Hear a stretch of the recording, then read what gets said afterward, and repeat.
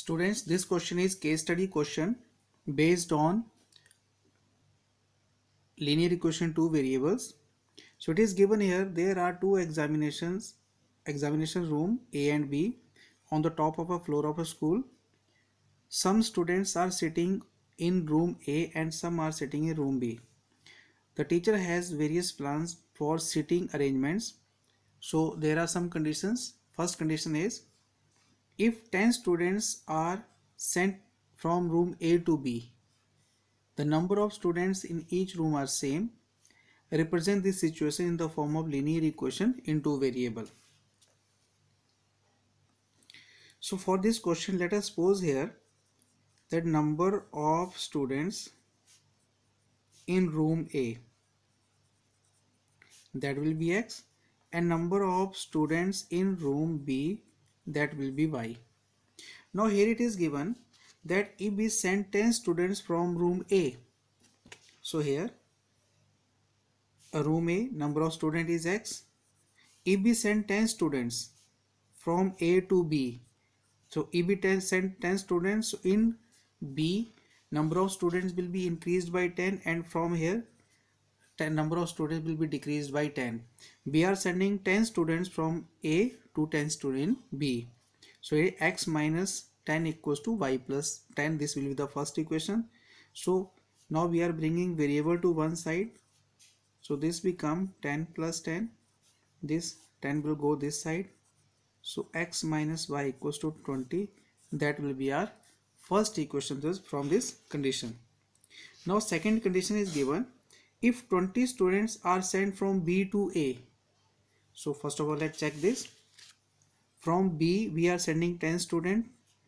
So in A 20 students are increasing, and in B 20 students are decreasing. Now let us see next condition. The number of students in A is double the number of students in B. So now the condition is that the number of students in A will be double. In A, number of students will be double. Now we will solve this equation. X plus 20 equals to 2y minus 40. So we will bring this 2y to left side. X minus 2y equals to minus 40 minus 20. So X minus 2y equals to minus 60. So this is the second condition. So these are the two conditions. Now let us check here. X minus y equals to 20. So this was the first condition. X minus y equals to 20.